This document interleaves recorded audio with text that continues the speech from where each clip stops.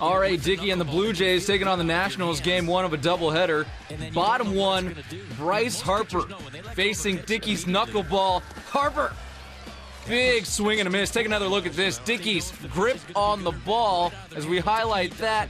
Practically no movement, and then the drop. Harper can't figure it out. He's down 1-2 in the count. Next pitch. Harper stumped. Can't get a handle on Dickey early. Let's go to the third. Harper, Dickey 2. And Bryce still can't figure out the secret of the ooze. He grounds out to second.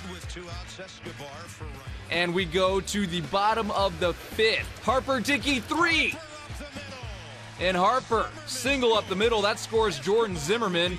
Nationals up 1-0. Harper 1 for 3. Did have his 44th RBI of the season.